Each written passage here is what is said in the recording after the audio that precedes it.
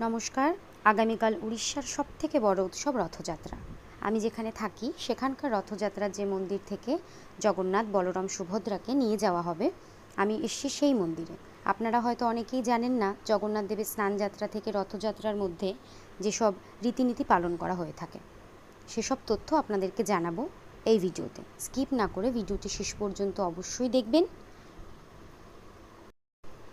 আমি মন্দিরে এসেছি আমার ছোট্ট ছেলে আর আমার বান্ধবীর 2 মেয়েকে সাথে নিয়ে, মেঘা আর দিয়া।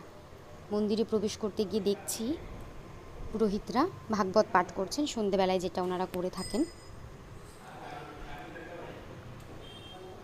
চলুন তাহলে জেনে নেওয়া যাক। আমরা সাথে পেয়েছি এই মন্দিরের যে ব্রাহ্মণ, উড়িয়াতে যাকে ননা বলে, তাকে আমরা সাথে পেয়ে গেছি। তার কাছ থেকে আমরা একটু জিজ্ঞেস করে নেব কালকে কিভাবে জগন্নাথ, বলরাম এবং সুভদ্রাকে রথে তোলা হবে। বলুন। এখানে প্রথমে দর্শন করানো হবে সকাল 7টা থেকে আরম্ভ হবে, নবযৌবন দর্শন হবে। তারপর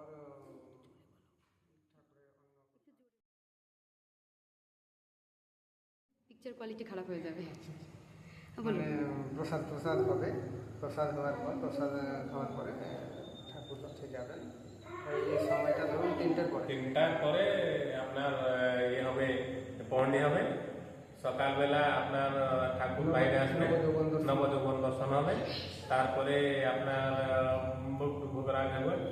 ভোগরাগ এসে পরে প্রসাদ সেবন 1:30 থেকে 2টার মধ্যে প্রসাদ সেবন হবে। প্রসাদ পাওয়ার পরে তারপরে আমার পণ্ডি বিজয় হবে। পণ্ডি বিজয় রথ টানা হবে 4টা কাছাকাছি। তারপরে নবযৌবন পরে একটা হয় নেত্র উৎসব। যখন হবে সকালবেলা 6:30টায়, তারপরে নেত্র উৎসব হবে রথে। সেখানে নেত্র উৎসব পরে সব কাম বিধিবিধান অনুসারে চলবে। এরকম হবে। বহু ভক্ত আসেন, পাশাপাশি 1 লাখ পর্যন্ত 50,000 অধিক মতন হবে লোক। পাশাপাশি যারা লোক আছে ও মাউসিমা মন্দিরে, আমার দার্শনিক ঘাটি পাশে আছে মাউসিমা মন্দির। ও মাউসিমা মন্দির ଅଛି দার্শনিক ঘাটি ତଳେ। ସେଇଠି ଆମର ଜଗନ୍ନାଥ, ବଳଭଦ୍ର, ସୁଭଦ୍ରା ଯେଉଁ ରଥ ତିଆରି ହେଇଛି, ସେଇ ରଥ ସେଠି ଟଣା ହେବ। ଭକ୍ତମାନେ ପ୍ରଥମେ ରଥ ଟାଣିକି ନେବେ ଆମ ଲକ୍ଷ୍ମୀନାରାୟଣ ମନ୍ଦିର ରହିବ। ଲକ୍ଷ୍ମୀନାରାୟଣ ମନ୍ଦିର ପାଖରେ ସେଦିନ 5ଟା ପର୍ଯ୍ୟନ୍ତ ରହିବ। ତାପରେ ସେଇଠି ରଥ ଟଣା ବନ୍ଦ ହେବ। ତା ପରଦିନ ସକାଳୁ ମଙ୍ଗଳବାର ଦିନ, ସୋମବାର ଦିନ ପୁରା ରଥ ଟଣା ହେଇକି ମାଉସୀମା ମନ୍ଦିରରେ ପହଞ୍ଚିବେ। ପଣ୍ଡି ବିଜୟ ହେବେ, ସେଠି ରହିବେ। 9 ଦିନ ଯାତ୍ରା ସେଠି ହେବ। 9 ଦିନ ପର୍ଯ୍ୟନ୍ତ ସବୁ ପ୍ରସାଦ ସେଇ ମାଉସୀମା ମନ୍ଦିରରେ ହେବ। ସେଠି ଠାକୁରଙ୍କର ବିଭିନ୍ନ ପ୍ରକାର ବେଶ ହେବ। ବେଶ ହେଇକି ତାପରେ ହେରା ପଞ୍ଚମୀ ସେଠି ଅନୁଷ୍ଠିତ ହେବ। ହେରା ପଞ୍ଚମୀ ପରେ ନବଦିନ ବାହୁଡ଼ା ଯାତ୍ରା ହେବ। ବାହୁଡ଼ା ଯାତ୍ରା ପରେ ଏখানে ସୁନାର ବେଶ হয়। ସୁନାର ବେଶ ହୁଏ। ସୁନାର ବେଶ ହେଇକି রথ উপরে একাদশী করে সুনার বেশ করে তারপরে ঠাকুর বিজয় করবে মন্দির। এই যে এখন যে এই যে জগন্নাথ, বলরাম, সুভদ্রার মূর্তি যে ঢাকা রয়েছে, এটা কি মানে প্রতিনিয়তই কি ঢাকা থাকে সন্ধেবেলায়, নাকি কালকে রথযাত্রা এখনই ঠাকুর অনশরে ଥିଲେ। স্নান পূর্ণিমা পরে ঠাকুরଙ୍କର শরীর খারাপ হয়। আমরা শুনেছি বাংলায় বলে যে স্নান যাত্রার পরে জগন্নাথ দেবের জ্বর আসে। এইটা জ্বর বলে বলা যায়। সেই জ্বর হয়েছে, জ্বরটা ছাড়িয়ে গেছে।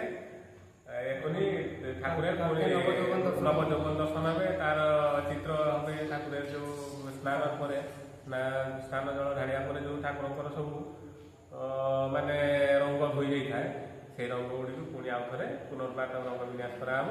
ଠାକୁରଙ୍କୁ ସୁସଜ୍ଜିତ କରାହେବ ରଙ୍ଗ ଦେଇକି। ତାପରେ ତାଙ୍କ ନୂତନ ବେଶ କରିକି ସେ କାଲି ରଥରେ ବସିବା ପୂର୍ବରୁ ନବଯୌବନ ଦର୍ଶନ ହେବ। কিন্তু ଯେଉଁ ସ୍ନାନ ଯାତ୍ରା ପରେ ଠାକୁର ঢকা ହେଇକି ଥାନ୍ତି 15 দিন। আচ্ছা, আর একটা কথা আমাকে ধন্যবাদ আপনাদের দুজনকেই। তাহলে আমরা জেনে নিলাম রথযাত্রার সমস্ত রীতিনীতি। ঘরে ফেরার আগে মন্দিরটি আপনাদের দর্শন করাই। ভিডিওটি কেমন লাগলো কমেন্ট করে জানাবেন। ভালো লাগলে অবশ্যই লাইক ও শেয়ার করবেন। আজ অন্ধকার হয়ে যাওয়ায় মন্দিরটি আপনাদের সম্পূর্ণ দর্শন করাতে পারলাম না। একদিন দিনের বেলায় আপনাদের সম্পূর্ণ মন্দির দর্শন করাবো, কথা দিলাম। খুব শিগগিরই দেখা হচ্ছে রথযাত্রার ভিডিওটি নিয়ে।